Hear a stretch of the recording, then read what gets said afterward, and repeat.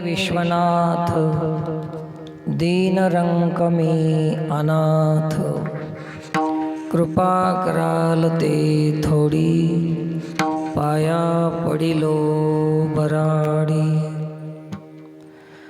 काय उणे तुम्हापासी, मी तो अल्पची संतोषी।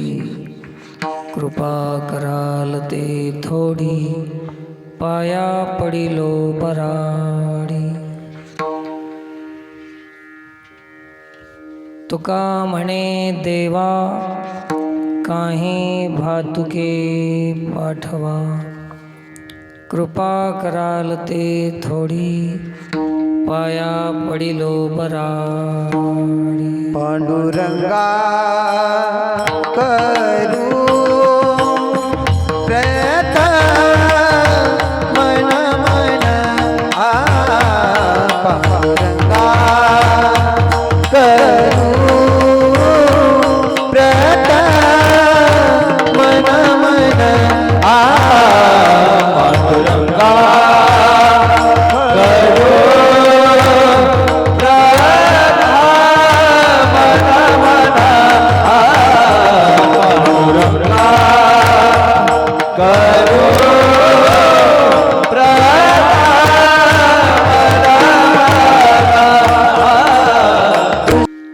मनोजवं मारुततुल्यवेगं,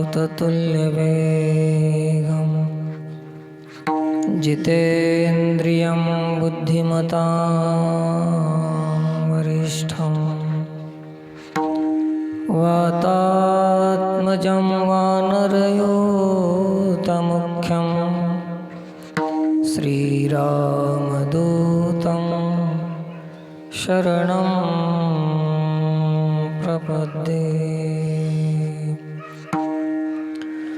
महायोगपीठे तटे भीमरथ्या, वरं पुण्डरीकाय दातुं मुनीन्द्रे। समागत्य तिष्ठं तमानन्दकन्दं, परब्रह्मलिङ्गं भजे पाण्डुरङ्गम्।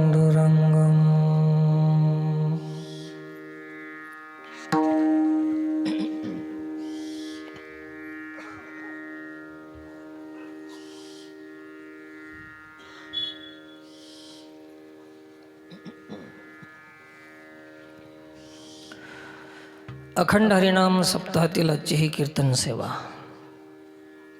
जगद्गुरु श्री संत तुकोबाराय महाराज यांचा अभंग।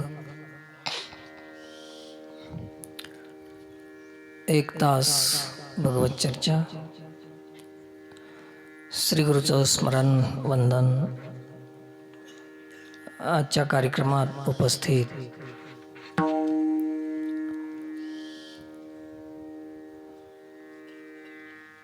संत मंडळी, भजनी मंडळी, श्रोते भाविक मंडळी, भक्त मंडळी आणि तसेच मातृशक्ती, या सर्वांनाच व्यासपीठावरून साष्टांग दंडवत प्रणाम आहे।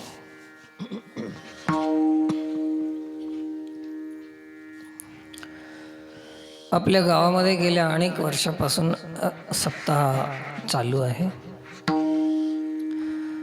परंपरागत सप्ताहाचा लाभ आपण घेत असतो। आता एवढ्यामध्ये अजून अखंड हरिनाम सप्ताहामध्ये भागवत सप्ताहाचीही सुरुवात झालेली। आपल्या गावामध्ये हे श्रीमद भागवत पुराण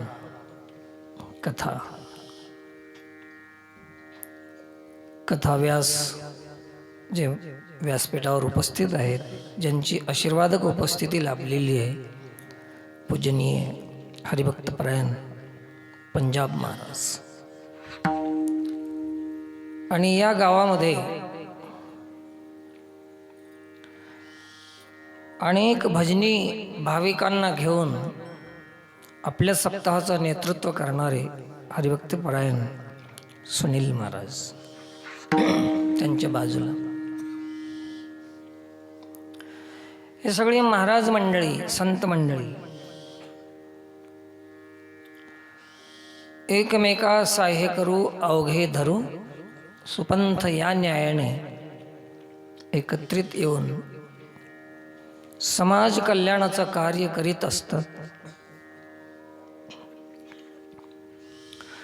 संतांचा संदेश, उपदेश, आदेश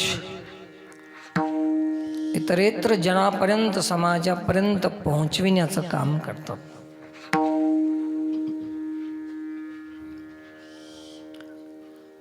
देवानंच निर्माण केलेली संत मंडळी, देवानंच दिलेला आदेश आहे की संत ही देवाचाच अंश आहे आणि ज्यांना हे भक्ती, ज्ञान, वैराग्य समाजापर्यंत ज्यांच्यापर्यंत पोहोचवायचं आहे, हे समाजही देवाचाच अंश आहे.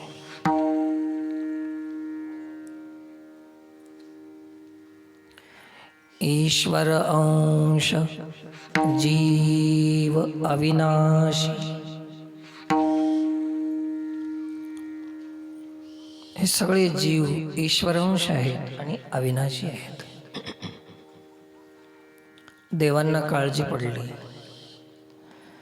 हे माझे अंश आहेत, माझे आहेत. या जीवाला आज ज्ञात नसेल, जाणीव नसेल की आम्ही देवाचे आहोत, परंतु देव तर विसरणार नाही की हे माझे आहेत. अज्ञानामुळे जीव विसरू शकतो, पण विस्मरण हे देवाचा विषयच नाही. देवाला आठवण आहे आपली, आपण आठवण विसरून गेलो, पण देवाला आपली आठवण आहे, हे माझे आहेत. म्हणून त्या काळजीपोटी भगवान परमात्म्यांनी या कलियुगामध्ये संतांना पाठवून दिलं. आणि ते संत म्हणजे देवाचे दूत आहेत. तुका म्हणे मज धाडिले निरोपा,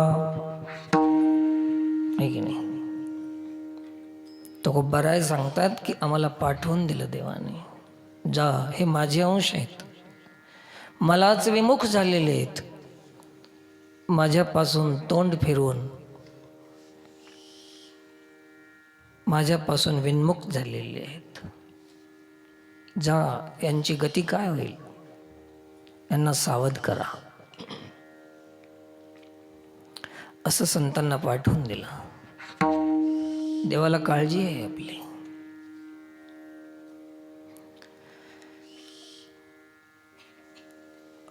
आणि मग देवांना असंही वाटलं की हे जीव आपल्यापर्यंत येण्यासाठी सावध होणं आवश्यक आहे आणि हे संतच सावध करू शकतात.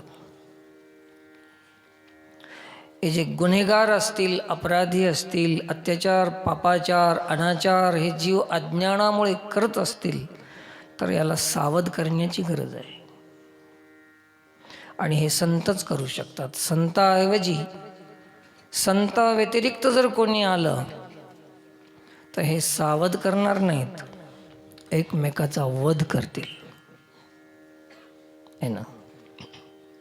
सावध करावं तर फक्त उठा सावध वारे आता,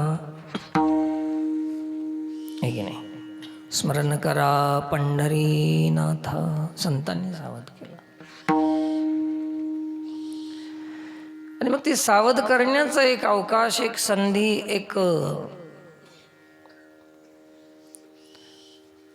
मोका, याच्यासाठी हे सप्ताह आहे. भागवत कथा असेल, अखंड हरिनाम सप्ताह असतील, कीर्तन असतील रोजचे, हे सगळे कशासाठी? सावध करण्यासाठी आहे. यांचा वध होऊ नये म्हणून सावध करण्याचा प्रयत्न आहे देवाचा. तरी हे जीव सावध होत नाही. अनंत जन्माचे संस्कार चित्तामध्ये पडून आहेत, सावध होत नाहीत. हे जीव आहेत. देवाला दया आली, अनुकूल प्रतिकूल परिस्थिती आपल्या जीवनामध्ये दिली देवानं. काही लोक म्हणतात की महाराज असली वेळ दुश्मनाला बी येऊ नये, हे की नाही. पण हे तुम्हाला माहीत नाही ती तुम्हाला वेळ का आली. कधी कठीणाई येते, कधी कष्ट येतात, कधी दुःख येतात, कधी सुख येतात, कधी अनुकूल कधी प्रतिकूल परिस्थिती येते. त्याचं कारण आहे की अनुकूल परिस्थिती जेव्हा येते जीवनामध्ये तेव्हा आपलं पुण्य क्षय होऊन जाते. पुण्याचा क्षय होतो. जे कोणी सुख भोगत असेल जीवनामध्ये तर समजायचं की आपण केलेलं पुण्याचा आता क्षय होत चाललेला आहे, खर्च होत चाललेला आहे. क्षय म्हणजे खर्च होत चाललेला आहे, कमी होत चाललं पुण्य. ज्याला ज्याला सुख मिळत असेल, मिळालं असेल अदृष्टामा, ते अदृष्ट आहे, ते सुख आहे. कशामुळे? अनुकूलता, पुण्याचा क्षय होण्यासाठी आहे. पुण्य संपत चाललंय. सुख मिळालं तर काय व्हायलंय? पुण्य संपत चाललंय. कारण की देवाला माहीत आहे की पुण्य संपल्याशिवाय याचा जन्म संपणार नाही आणि हे माझ्याकडे येणार नाही. म्हणून प्रतिकूल परिस्थिती येते. हे देवाची कृपा आहे. जीवाला हे कळते का? एखाद्याला कष्ट आले म्हणजे ते आम्हाला रोज माणसं भेटतात. परवाच एक माणूस भेटला, महाराज देवानं आमच्यावर अन्याय केला. काय केलं? माझी बायको मारली. देव कशाला मारिलो सांगा? जीवनामध्ये 50 वर्ष तुझ्या सोबत राहिली, हे देवानं दिली होती तुला. धन्यवाद म्हण ना. कमीत कमी 50 वर्ष दिली होती, देवाची दिली मला, माझ्या सोयीसाठी, सेवेसाठी. 1 मिनिट व्यवहारामध्ये आपण पाहतो की माणूस आपल्याकडं पेन नसते लिहायला, नंबर लिहायचा असते आणि दुसऱ्याला मागून घेतात, थोडी पेन द्या. माणूस पेन देते, पण ते माणूस बी पेन देते परंतु त्याचं ढक्कन काढून घेऊन देते. कशामुळे? त्याला भरोसा नाही.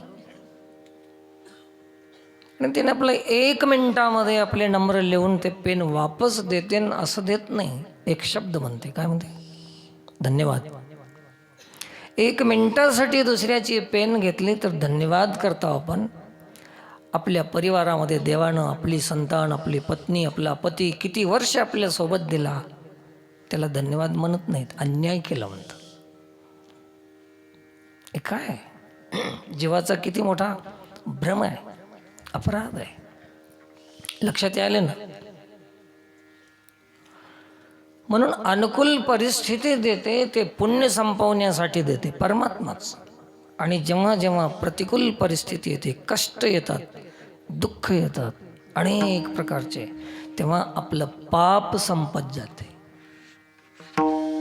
दुःखामुळे पाप संपवून जाते. कारण पाप संपल्याशिवाय अधोगती चुकत नाही आणि पुण्य संपल्याशिवाय स्वर्ग हे ऊर्ध्वगती चुकत नाही. आणि दोन्ही गती जेव्हा चुकतात तेव्हा अशी गती मिळते, भगवान कृष्ण परमात्मा सांगतात, यद्गत्वा न निवर्तन्ते तद्धाम परमं मम. ज्या ठिकाणी गेल्यानंतर पुन्हा परत यायचीच गरज नाही, येतच नाही, ते गती मिळते. केव्हा मिळते? पाप पुण्य मुक्त झाल्यानंतर. पुण्यही जन्माला आणते आणि पापही जन्माला आणते. पाप पुण्य करोनी जन्मा येतो प्राणी.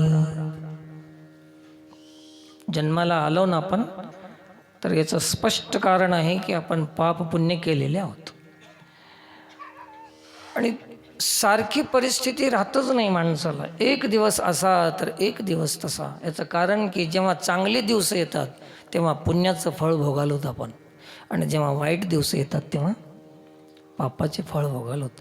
आणि दोन्हीही फळातून परमात्मा मुक्त करण्याचा प्रयत्न करायला. आता जीवाला सावधान संत करतात की बाबा हे दोन्ही परिस्थिती समस्थितीमध्ये राहून भोगून सहन कर. आणि आता नव्यानं तिसरं कर्म तयार करू नको. आपल्याला आता ध्यान कशावर द्यायचं आहे? कर्मावर ध्यान द्यायचं. आता एक वेळेस देवाचं ध्यान चुकलं तर चालेल, कारण देव आपल्यावर ध्यान देऊ नये. पण तो देवावर ध्यान देणं, सगळेच देवदेव करतात, देवाचं ध्यान करतात, परंतु कोणीही कर्तव्याचं आणि कर्माचं ध्यान करायला तयार नाही. महत्त्वपूर्ण आहे की देवापेक्षा बी ध्यान कशावर द्यावं? कर्मावर ध्यान द्यावं. एक माणूस माझ्याकडे आला, महाराज कर्ज झालंय मला. मग काय केलंस? पुष्कळ ध्यान केलो, जप केलो, कथा ऐकलो, काय काय केलो, परंतु ते कर्जच फेड नाही गेले. एक कथा कर्ज फेडायसाठी नाही, कीर्तन कर्ज फेडण्यासाठी नाही. कर्ज कशानं झालं याचं कारण शोध आणि व्यवहारात बदल कर. कर्मावर ध्यान दे. कर्म चुकल्यामुळे कर्ज झालेलं आहे, फुगीरपणा केल्यामुळे कर्ज झालेलं आहे. हे का सांगत नाहीस? कशात बी फुगीरपणाशिवाय, सप्त्यात बी फुगीरपणा आला, लग्नात तर आता सोडाच. जीव गेला तर गेला, परंतु कमी करायचं नाहीच. आता हे कर्म चुकलंय, ह्याला देव काय करणार आहे? देवावर ध्यान ठेवणं येईल तर चालते, परंतु चुकीचं कर्म व्हायलंय का याच्यावर ध्यान ठेवा. आहे की नाही? कर्म. आणि मग अनुकूल प्रतिकूल परिस्थिती याच्यामुळे येते की पुण्यामुळे अनुकूल येते, पापामुळे प्रतिकूल येते, आणि दोन्हीतून मुक्त करून परमात्मा आपल्याकडे घेते. पण आता दुसरं कर्म आपण चुकीचं करणं गेलं तरची गोष्ट आहे. नाहीतर अजून हे संपलं आणि दुसरं तयार झालं. फिर 84 आया रे, अशी ही जीवाची दशा आहे. म्हणून तुम्ही आम्ही सगळे जीव आहात. जीव जे असमर्थ आहेत, जे संकीर्ण आहेत, संकोचित आहेत, जे अल्पज्ञ आहेत, त्याला काय म्हणतात? जीव. जे संपूर्ण आहे, सर्वज्ञ आहे, त्याला म्हणतात देव, शिव. एक आहे जीव, एक आहे शिव. हे दोन भाग आहेत. मग तुकोबारायांनी सांगितलं की आता जीवानं ईश्वराचाच अंश आहे, शिवाचाच अंश आहे, तर शिवाकडं जाणं, शिवाला शरण जाणं, शिव होणं सोपं आहे. जीवानं शिव होणं सोपं आहे. आम्ही शिवाचे अंश आहोत ना. जसं उदाहरणाला एक लोखंड आहे, एक सोनं आहे. सोन्याला सोन्यात मिसळणं सोपं की सोन्याला लोखंडात मिसळणं सोपं? सोन्याला सोन्यात मिसळणं सोपं. तसं ईश्वराचा अंश जीव आहे आणि हे संसार प्रकृती जड आहे, तर देवाशी एकरूप होणं सोपं का संसाराशी एकरूप होणं सोपं? सोनं सोन्यात मिसळणं सोपं आहे, त्याचाच अंश त्याच्यामध्ये मिसळायला सोपा जातो. परंतु आम्ही याच्याशी एकरूप करण्याचा प्रयत्न करतो. संसाराशी तादात्म्य केलं, संसाराशी एकरसता झाली आमची, आणि समजू लागलं की शरीरच मी आहे, सुखी मी आहे, दुःखी मी आहे, जीव मी आहे. अशा जीवाला शिवाला शरण जाण्याची आवश्यकता आहे. हे जीव आहे, एक शिव आहे. जात्याची उपमा दिली साधू संतांनी. हे शरीर जात्यासारखं आहे. सुंदर माझे जाते गे फिरते बहुत ओव्या है ना. तर असं हे जात्याचं एक उदाहरण दिलेलं आहे. जात्याला 2 खुंटे असतात. एक दिसायचा आहे आणि एक न दिसायचा खुंटा आहे. ते न दिसायच्या खुंट्याच्या आधारावरच हे दिसायचं फिरतंय.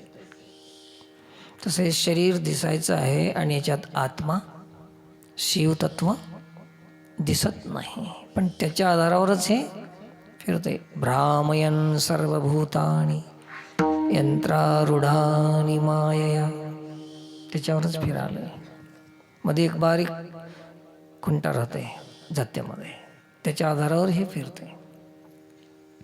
ते दिसत नाही. दिसत नसलं तरी त्याच्याशिवाय हे फिरत नाही. तसं आपल्यामध्ये आत्मा दिसत नसला तरी त्याच्याशिवाय आम्ही कीर्तनाला येऊ शकत नाही, कीर्तनाहून घरला जाऊ शकत नाही. असा आहे शिव. तर हे 2 खुंटे, एक शिव एक जीव. मग हे वरच्या पाळूला जे खुंटा राहते ते धरून फिरवायचा, त्याची लई बेजारी. थोडा बी ढिल्ला झाला की जवळच ठेवते बाई. काय पेडा नाही एवढा ओरवाटा ठेवते जवळ. जरा हल्ला की खानकून डोक्यामध्ये. तसं जीव दुःख भोगते है ना. जीवसी व 2 पक्षी बैसले प्रपंच वृक्षी. शिव सर्व साक्षी जीव फळे भक्षी विषयाची. विषयाची फळे भक्षण करते जीव. तर जीव शिव 2 खुंटे गे प्रपंचाचे नेटे गे. लावून पाची बोटे गे तू ये रे बा विठ्ठला. जीव शिव 2 खुंटे, या खुंट्यावर चाललंय. म्हणून जीवाला मार खात राहावं लागते. कुठपर्यंत? जोपर्यंत हे शिव होत नाही, शिवाला शरण जात नाही. आहे एकाचं झालं एकाचं, त्याच्यामुळे फजिती. म्हणून जीवानं शिवाला शरण जावं. जीवाचं जीवत्व राहत नाही. सुननं सून राहू नये, सासू हो. ज्याला सासू व्हायचं असेल त्यांनी काय करावं लागेल? आधी सून तर राहावं लागेल. आता डायरेक्ट सासूच होणं म्हणजे कसं होऊ शकतंय? तसंच डायरेक्ट शिव होऊ शकत नाही. त्याला आधी शिष्य व्हावं लागेल, कोणाचा सेवा करावं लागेल, सोसावं लागतं, सून व्हावं लागतंय ना. मग त्याच्यानंतर ते सून म्हणजे परतंत्रता आणि सासू म्हणजे स्वतंत्रता. जीव म्हणजे पराधीनता आणि शिव म्हणजे स्वतंत्रता आहे. आणि दुःख आपणाला पराधीनतेचं आहे. इंद्रियाच्या अधीन, विषयाच्या अधीन, वस्तूच्या अधीन. ह्या साऱ्या वस्तू, पदार्थ, व्यक्ती आकर्षित करत चाललेले आहेत. हे पराधीनता आहे आम्हाला. यालाच पराधीनता म्हणतात. आणि त्याच्यामध्ये राहणं हेच परधर्म आहे. पराधीन राहणंच हेच परधर्म आहे. कशाच्या अधीन होता? इंद्रियाची गुलामगिरी करता करता जीवन संपत आलं. जे म्हणेल तेच करायचं. हे जीवदशा आहे. जीव म्हणजे पराधीनता.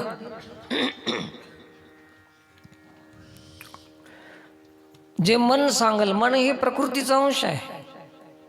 मनःष्ठानींद्रियाणि प्रकृतिस्थानी कर्षति. ममैवांशो जीवलोके जीवभूत सनातनः. मनःष्ठानींद्रियाणि प्रकृतिस्थानी कर्षति. प्रकृती आकर्षित करते. हे पराधीनता आहे. आणि जेव्हा हे आकर्षण बंद होईल तेव्हा आम्ही काय झालो?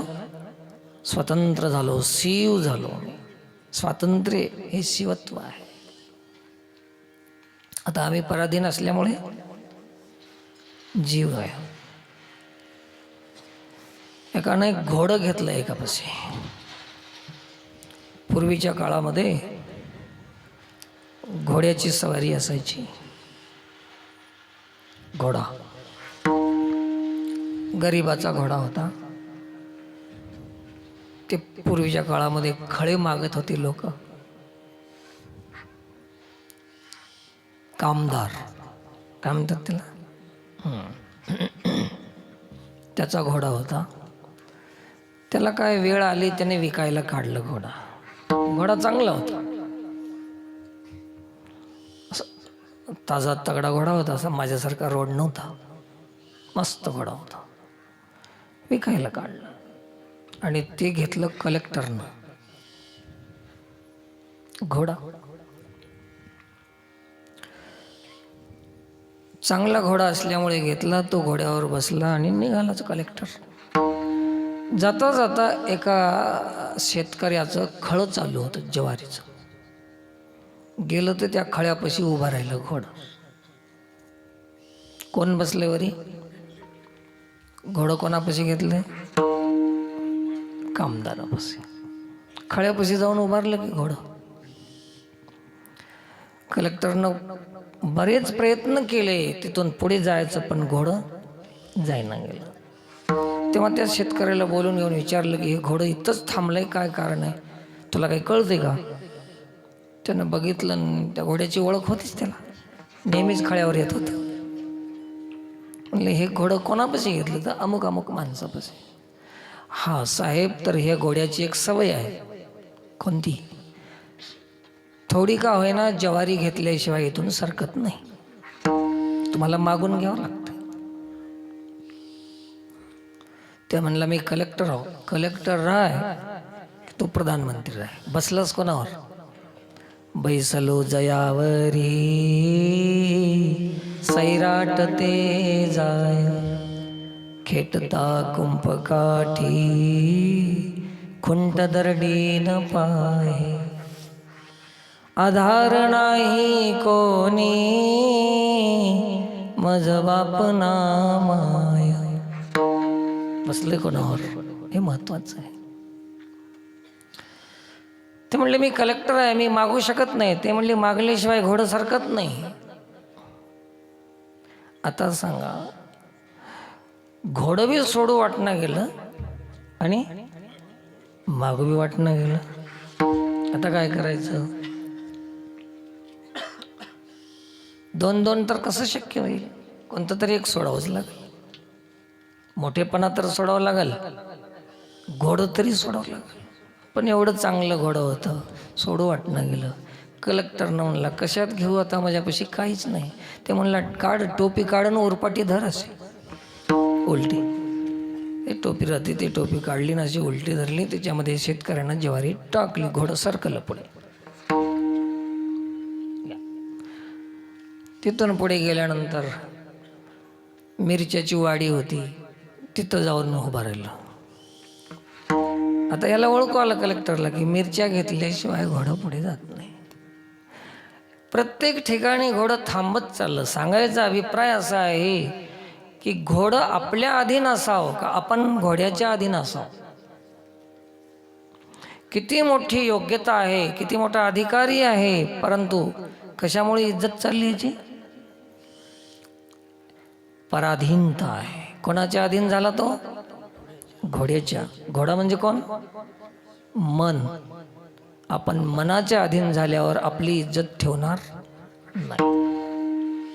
जेव्हा जेव्हा माणूस मनाच्या अधीन होईल तेव्हा तेव्हा याची फजिती, बेइज्जती झाल्याशिवाय राहत नाही. ही कोणाची दशा आहे? जीवदशा म्हणतात त्याला. केवढाही मोठा माणूस राहू, एवढा मोठा कलेक्टर, परंतु फजिती झाली की नाही? घोड्याला काय माहित हे कलेक्टर आहे की महाराज आहे की चोर आहे? त्याला काय माहित आहे? त्याचा स्वभाव आहे, त्याच्या अधीन झालं. तर ही पराधीनता आहे, जीवदशा आहे. तुकोबराय सांगतात वारोनी गेली पराधीनता, है की नाही? अवघे आपुलेची आता लाज आणि चिंता दुरावली, वारोनी गेली पराधीनता. पराधीनता परमार्थ म्हणजे पराधीनता वारणे. पराधीनता वारली की वारकरी झाला, आणि वारकरी झाला की भगवंताचा झाला, आणि जो भगवंताचा झाला की त्यालाच भागवत असं म्हणतात. भागवत शब्दाचा अर्थ देवाचं होणं, भगवंताचं होणं, भागवत असं शब्द आहे.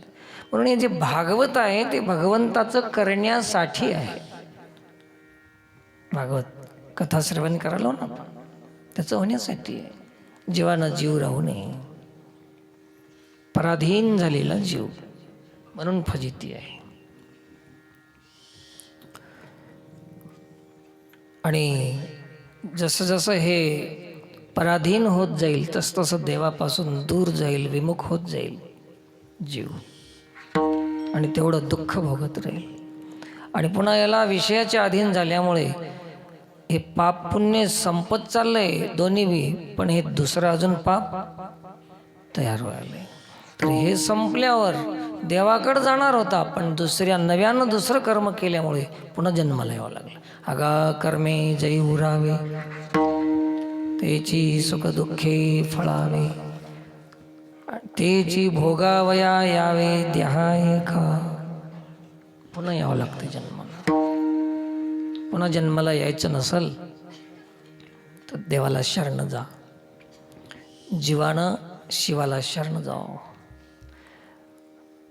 पुन्हा जन्माला येऊन फजिती करून घ्यायचं नसेल, किती वेळा जन्मा यावे, किती वेळा जन्मायावे, किती व्हावे भजिते, किती व्हावे भजिते, किती व्हावे भजिते.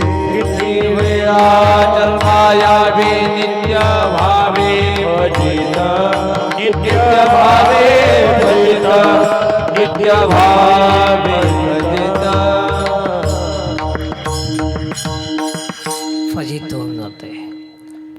देव आपणाला शुद्ध करून घेते. दुःख कष्ट येतात, त्रास होते, तर याचा अर्थ असा आहे की आपण पापामुळे मलिनता आलेली आहे आपणाला. तर जे काही कष्ट येतात, गरिबी, दुःख हे जे येते ना, तर हे मळालेल्या कपड्याला धुवत असताना सुख मिळेल की दुःख मिळेल? मळक्या कपड्याला धुवायचं आहे तर काय होईल? सुख कपड्याला. तुम्ही दसऱ्याला गोधडी धुताव, त्याला लई सुख होते का? उचलू उचलू आपटो आपटो. पण तेवढं जर सोस काय होईल? पुढे निर्मळ होईल. तुम्हाला तुमच्या जीवनामध्ये काही हे कष्ट येत असतील तर निर्मळ करण्यासाठी यायला, पण आम्ही त्याला सोसत नाही. नको नको मला आपटू नको म्हणलं तर तसंच मळकर होऊन जाते. मग सोसावं लागते. परमात्मा याच्यासाठी देते ते. पण दुसरे कर्म करू नये, हे आपण मनुष्य जन्म दिलेला आहे. माऊली सांगतात हे एकच असं शरीर आहे की हे कर्म सारून संपून जाण्यासाठी आपण आलेले आहोत. तैसे येण्याची शरीरे, शरीरा येणे सरे, किंबहुना झारे चिरा पडे. एकच शरीर आहे असं, पुन्हा दुसरं शरीर नाही. असं हे आपल्या जीवनामध्ये आहे. पण दुःख आलं की नको वाटते, सुख आलं की बरं वाटते, आहे की नाही? आली सुगी, पुढचं तुमचं तुम्ही म्हणून घ्या. आता सुख दुःख समान असं नाही आपल्या जीवनामध्ये. संतांच्या जीवनामध्ये सुख दुःख समान आहे की नाही?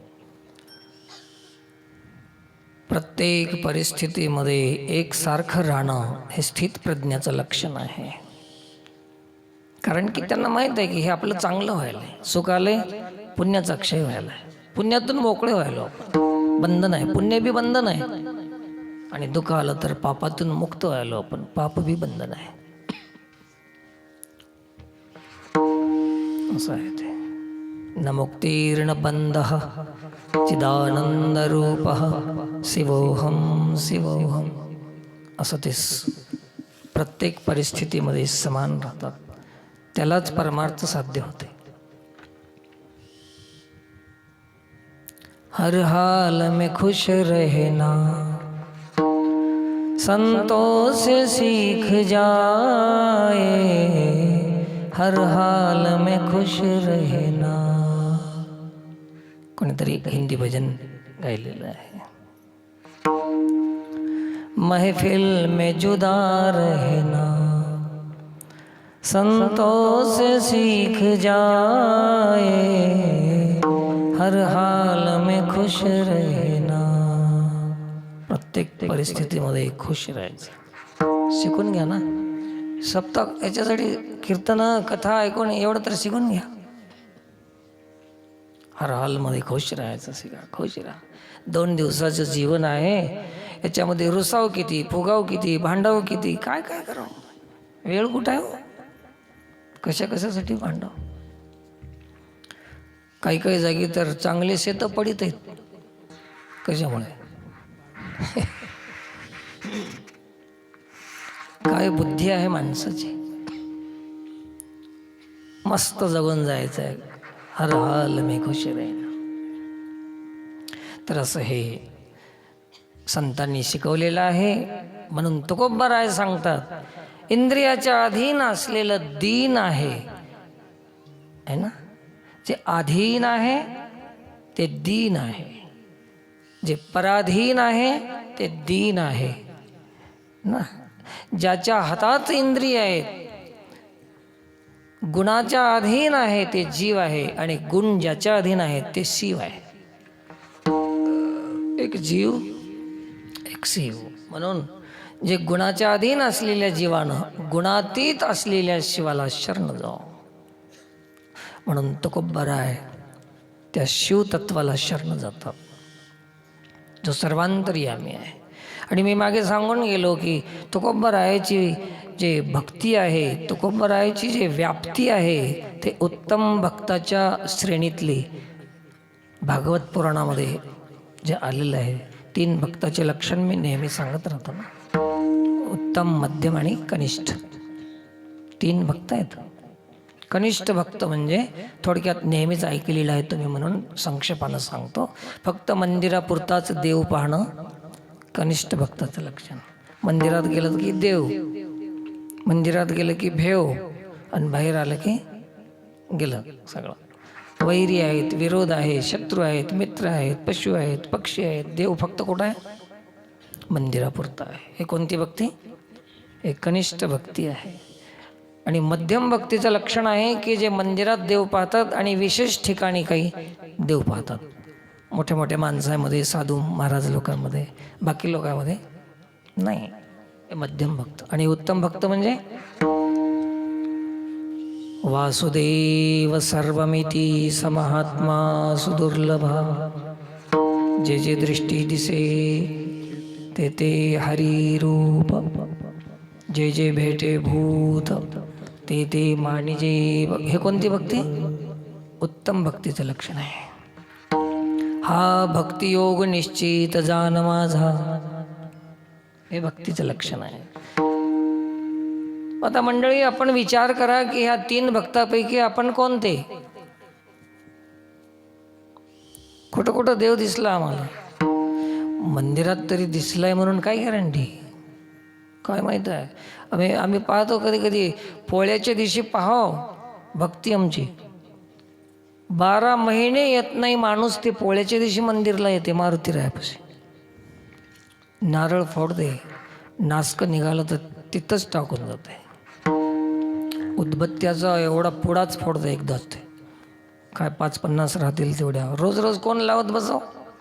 एकदाच ते शेतात ते कुपे पेटवायचे राहते, तसं ते लावून देते उदबत्त्या. जे घरघर फिरून इकडं तिकडं पाहिलं, एका गावामध्ये मी बघितलं, ते उदबत्त्या लावाय कुठंच जागा नव्हती.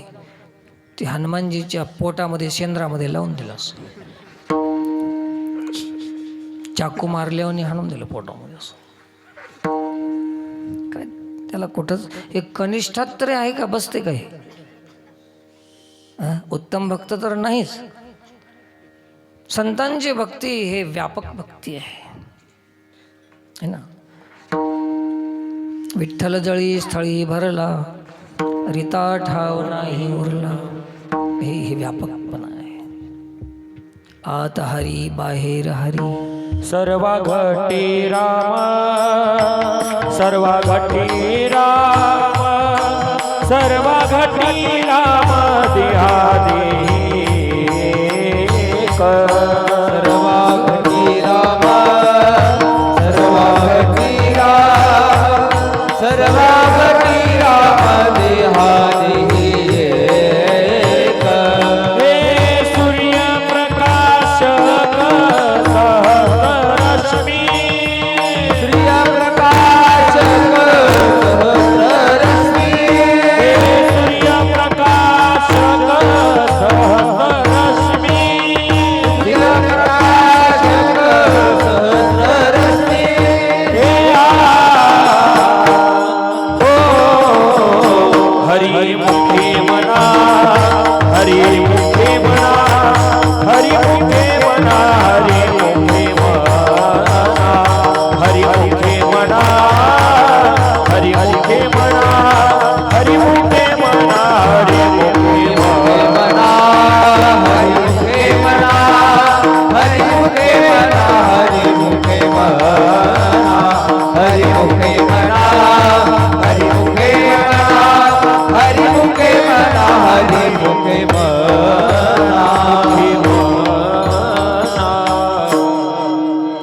एवढी व्याप्ती आहे संतांची. सर्वा घटी राम प्रत्येकामध्ये आहे. देही स्त्रियामध्ये पुरुषामध्ये. आणि देही शब्दाचा अर्थ दुसरा आहे की देहात राहतो म्हणून त्याचं नाव देही. देहात राहतो तो देही, असा परमात्मा आहे. एवढा व्यापक परमात्मा आहे. आपला गुरु बी व्यापक नाही, आपला देव बी व्यापक नाही, आपली भक्ती बी व्यापक नाही, आणि सगळं संकीर्ण आहे, संकुचित आहे. जीव आहे ना, जीव आहे. कोणी कोण्या जातीचा गुरु झाला, कोणी कोण्या धर्माचा झाला, परंतु वेद पुराणानं सांगितलेला गुरु आहे विश्वनाथ.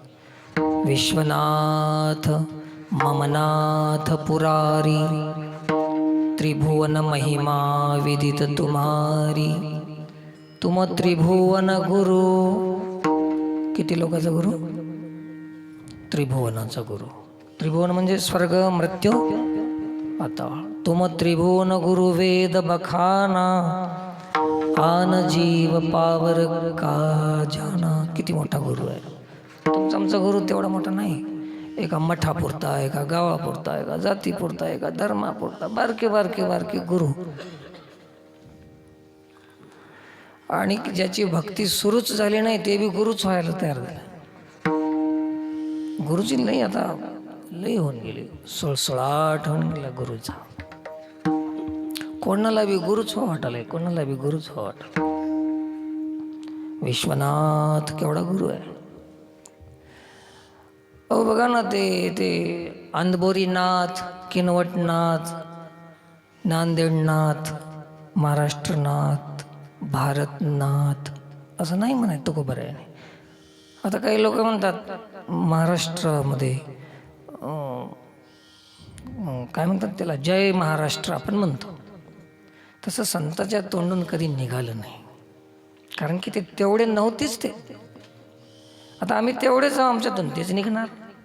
जय महाराष्ट्र, जय महाराष्ट्र. अरे आता हे विश्वनाथ का आहे? विश्वनाथ, महाराष्ट्रनाथ की विश्वनाथ?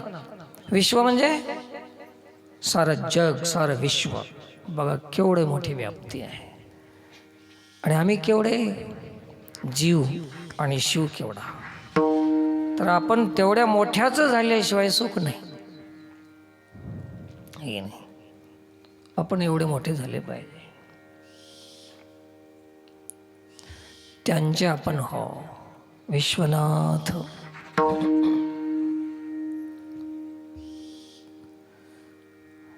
तुम त्रिभुवन गुरु, साऱ्या त्रिभुवनाचे गुरु आहेत ते. वेद बखाना आन जीव पावर का जाना.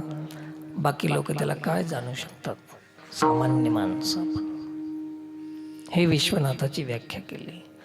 हे एवढा मोठा देव, हे शिव आहे, विश्वनाथ आहे, मोठा देव.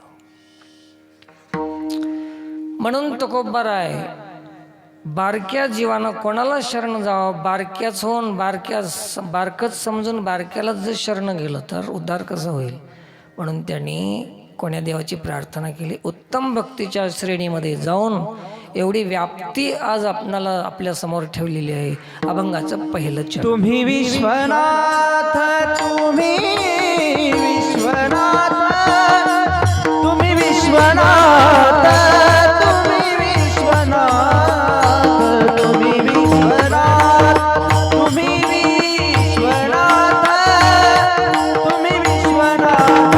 विश्वनाथ, तुम्ही विश्वनाथ, तुम्ही विश्वनाथ, तुम्ही विश्वनाथ, तुम्ही विश्वनाथ, तुम्ही विश्वनाथ,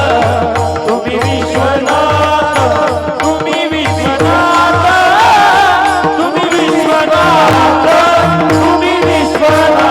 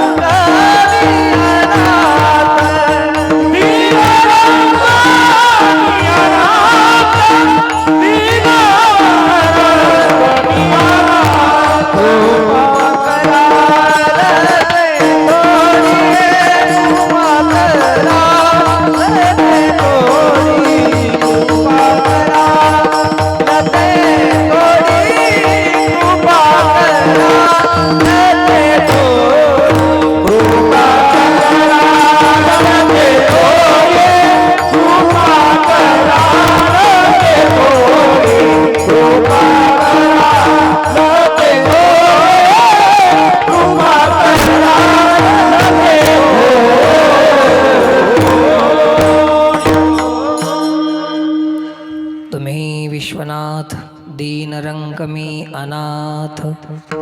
विश्वनाथ शब्दाची परिभाषा थोडक्यात सांगण्याचा प्रयत्न आपण केलेला आहे.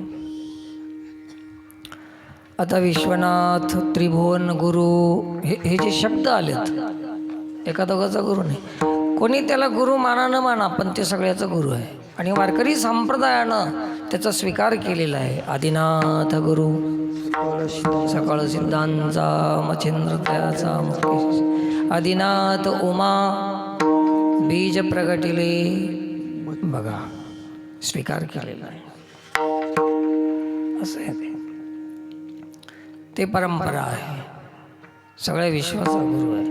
आता समजा विश्वनाथ आहे, त्रिभुवनाचा गुरु आहे, तर शिष्य किती त्याचे?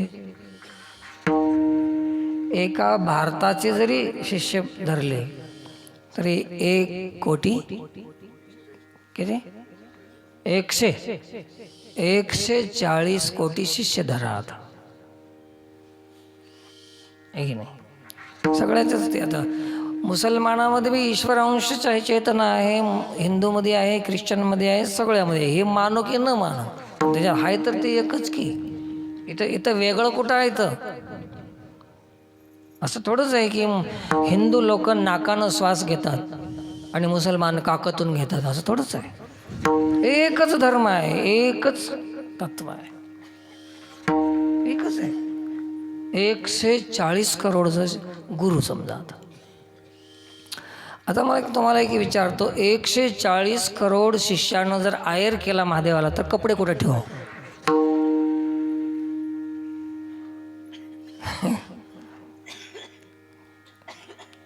दक्षिणा कुठं ठेवा एवढ्या लोकांनी जर दिला तर काय करायचं त्यानं? त्याला कुठं ठेवावं लागेल त्याला घर केवढं बांधावं लागेल? अहो 140 आपल्या भारतापुरतं बोलालो मी, ते तर त्रिभुवन गुरु आहे सोडा. 140 करोडचा गुरु उघडाच्या उघडच. गजचर्म व्याघ्रांबर कंठी शोभे वासुकी. आमच्यासारखे महाराज सोन्याचा हार घालून फिरालेत आणि हे गुरु सर्पाचा हार घालून फिराला.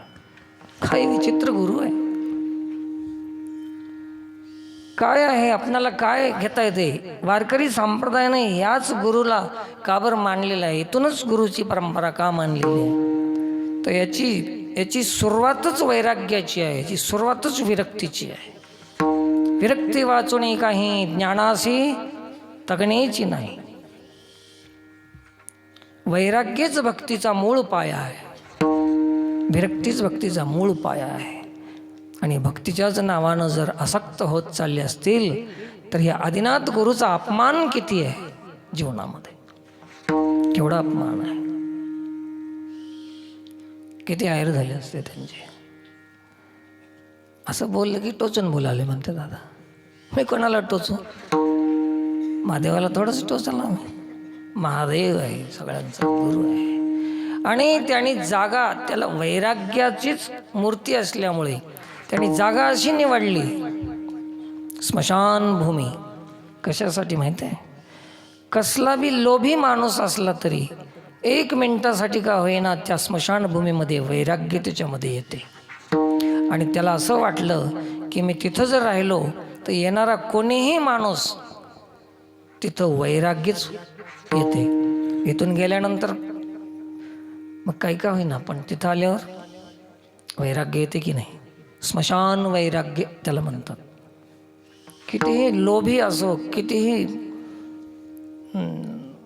काय म्हणतात त्याला, कंजूस असो, धन कमावणारा असो, तिथं जाते ना मातीला, तितक्या वेळात ते वैराग्य मूर्ती होते त्यानं. त्याच्या बाहेर आल्यावर मग संपलं ते. बघा गंमत कशी आहे. कबीरदास महाराजांना भेटण्यासाठी एक माणूस आला. कबीरदास माहीत नव्हतं, नाव ऐकून होतं फक्त. कुठं आहे ते कबीरदास? लोकांनी घर दाखवून दिलं दुरून.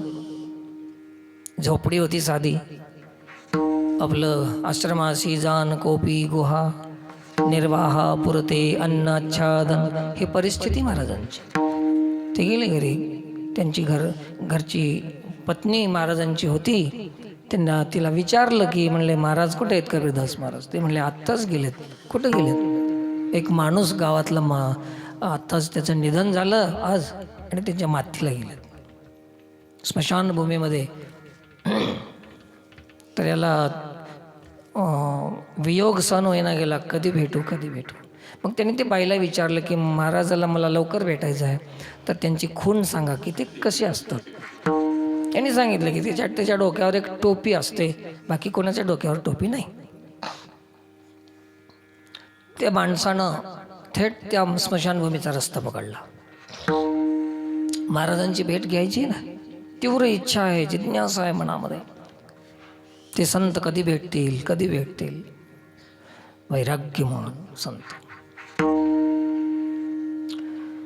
केले. आणि तिथं जाऊन पाहिलं तर त्या जे मोठा दरवाजा राहते ना, ते स्मशानभूमीचा द्वार गेट, त्याच्यामध्ये जाऊन पाहिलं तर सगळ्याच्याच डोक्यावर टोप्या आहेत. अरे बाईनं तर सांगितलं की फक्त माझ्या नवऱ्याच्या डोक्यावर टोपी असते. त्याचं कारण असं झालं की त्याच्यामध्ये गेल्यानंतर सगळेच कबीर झाले, सगळे संत झाले. कशामुळे? वैराग्य आलं ना. सगळेच डोक्यावर टोप्या दिसू लागल्या. यांनी म्हणलं असं करू नये, आपण काय करावं, गेटच्या बाहेर उभं राहून येणाऱ्या माणसाला विचारित राहावं, तुम्ही कबीर राहू का, तुम्ही कबीर राहू का, विचारत राहा. म्हणून बाहेर उभं टाकलं. माणसांची सुरुवात झाली. आता अंत्यक्रिया संपन्न झाली. एक एक माणूस बाहेर पडत. जसं ते गेटच्या बाहेर आला की ते टोपी गायब व्हायची. कशामुळे? वैराग्य संपली की आता. अरे म्हणलं हे काय चमत्कार आहे, मधी सगळ्याच्या डोक्यावर टोप्या होत्या आणि बाहेर येत चालले तसं टोप्या गुप्त होऊन चालल्या. असं करीत करीत करीत करीत जे खरा कबीर होतात ते मध्ये बी टोपी होती आणि बाहेर आल्यावर बी टोपी होती. त्याचे पाय पकडले आणि कबीरदास महाराज मी आलो तुम्हाला भेटायला. महाराजांनी म्हणलं तू ओळखलास कसं मला? तुझ्या टोपीहून ओळखलं म्हणलं. कारण की मध्ये बी टोपी होती, बाहेर बी टोपी आहे. सांगायचा अभिप्राय असा आहे की व्यासपीठावर कोणी बी महाराजच आहे, पण माहीत नाही व्यासपीठावरून उतरल्यावर महाराज आहे की पोतराज आहे, काहीच पता नाही. काय गॅरंटी त्याची? ब्रह्मज्ञान सांगायचं व्यासपीठावरून धर्माचं बोलणं सोपं आहे, सत्य बोलणं सोपं आहे, पण सत्याचा स्वीकार करणं फार कठीण आहे.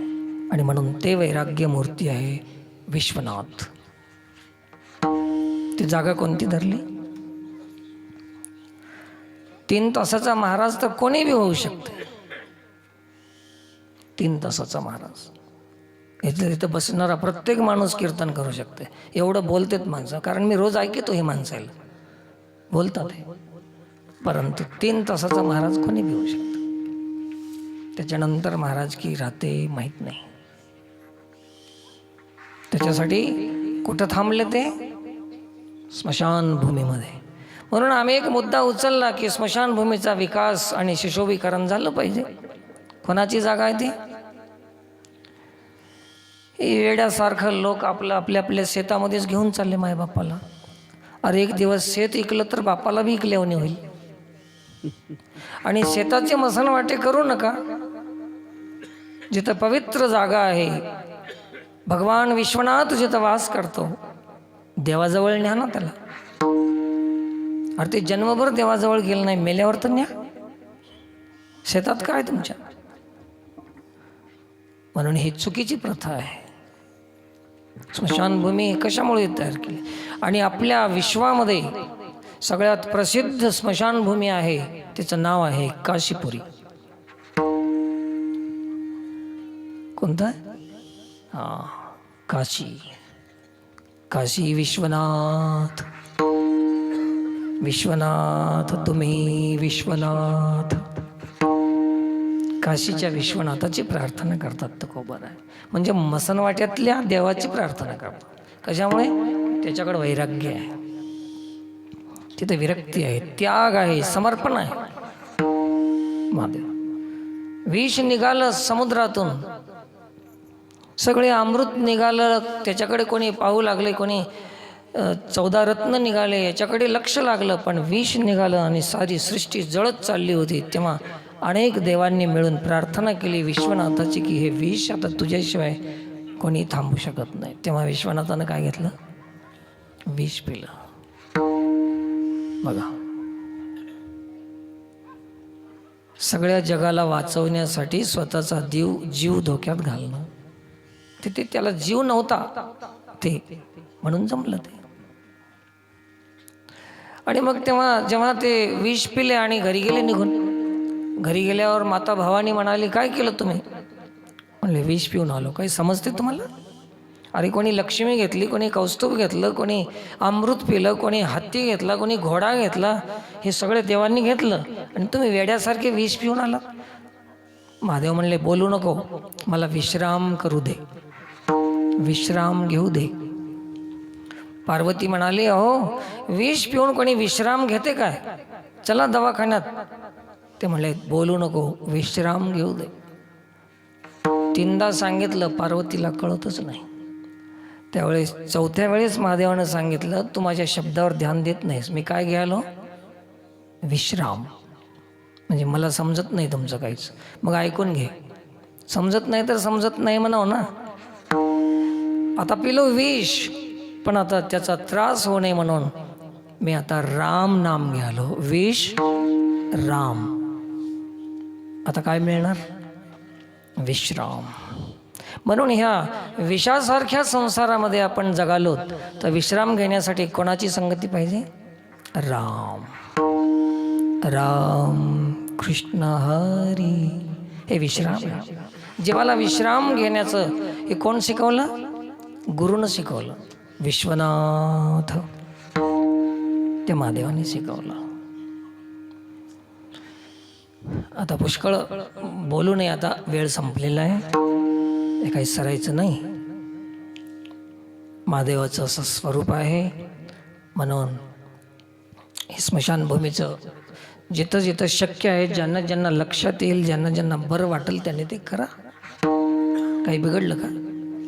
काहीच बिघडत नाही. काही लोकांनी स्वीकार केलेला आहे, काही लोकांनी स्वीकार केलेला नाही. अजून बी काही लोकांची मानसिकता अशी झाली.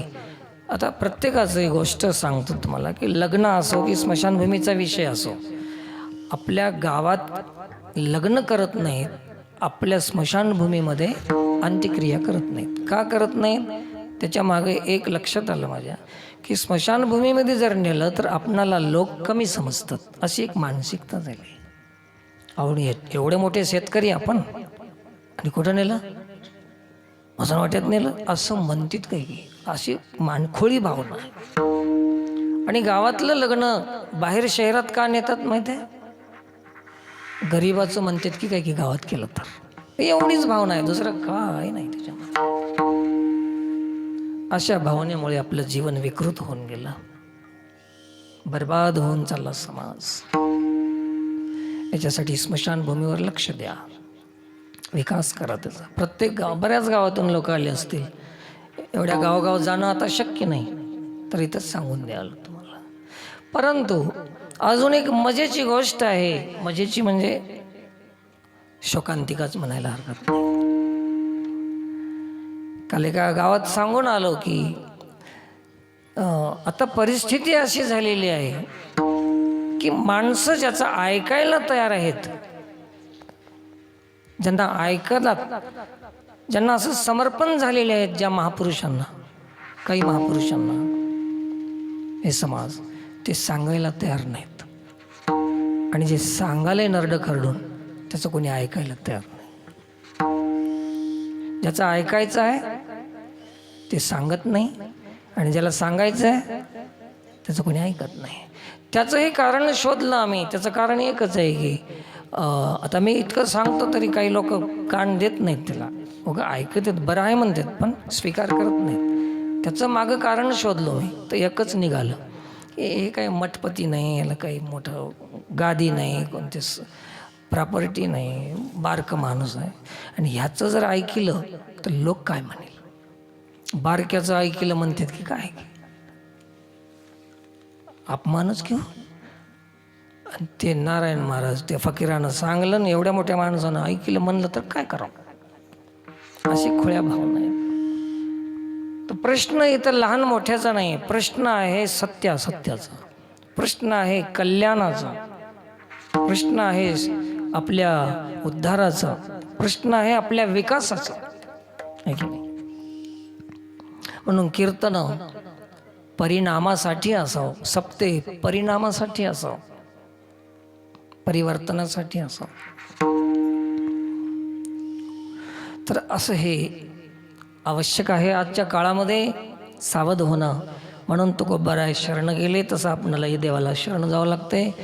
आणि स्मशानभूमीची जर आपण हे केली, शुद्धी केली, विकास केला, तर हे भगवान विश्वनाथाची सेवा आहे. इथं शिवलिंग आहे, त्याच्यावर पाणी घाला, त्याच्यावर बेल व्हा, हे तुमचं स्वधर्म आहे. परंतु मुख्यतः वास्तविक रूपानं कुठं राहतो परमात्मा? स्मशानभूमीमध्ये. अहो या काळामध्ये जाता जाता एक गोष्ट सांगून जातो तुम्हाला. एकच चरणावर बोलणार आहोत, दुसरं चरण घ्यायचंच नाही आपणाला, चिंता करू नका. महापुरुषांची, देवांची जे वस्तुस्थिती आहे त्याच्याकडे लक्ष नाही आपल्याला. आपल्या वस्तूवर लक्ष आहे पण वस्तुस्थितीवर लक्ष नाही. मी मागे एकदा कीर्तनात सांगितलं होतं की एखादे गुरु आहेत, ते गेल्यानंतर त्यांच्या कपड्याला, त्यांच्या चष्मा, त्यांचे जे काही वस्तू उर्वरित वस्तू आहेत ना, त्याला आम्ही धरून त्याच्यासाठी संघर्ष, भांडणं. गुरुच्या पादुका मला दे, ते म्हणते मी मुख्य शिष्य आहे, मला दे, भांडणं. आता आम्हाला पादुका फिदुका काहीच भेटल्या नाहीत आमच्या गुरुच्या, पण आम्ही नाराज नाही. काय कारण? आम्हाला पादुकाची गरज नव्हती. ज्या पादुका ज्या मार्गानं चालल्या त्या मार्गाची गरज होती आम्हाला. वस्तू आहेत, पादुका वस्तू आहे आणि मार्ग वस्तुस्थिती आहे. हे आज समाजाच्या ध्यानात नाही. महाराजाचा चष्मा कोणी ठेवून घेतला, आम्हाला नाही मिळाला. आम्ही सांगितलं की चष्म्याची गरज नाही. ज्या चष्म्यातून महाराज बघत होते, ज्या नजरेनं, ज्या दृष्टिकोनातून, ते दृष्टिकोनाची गरज आहे आम्हाला. चष्म्याची काय गरज आहे? तर हे सगळं एक वस्तू आहे आणि एक वस्तुस्थिती आहे.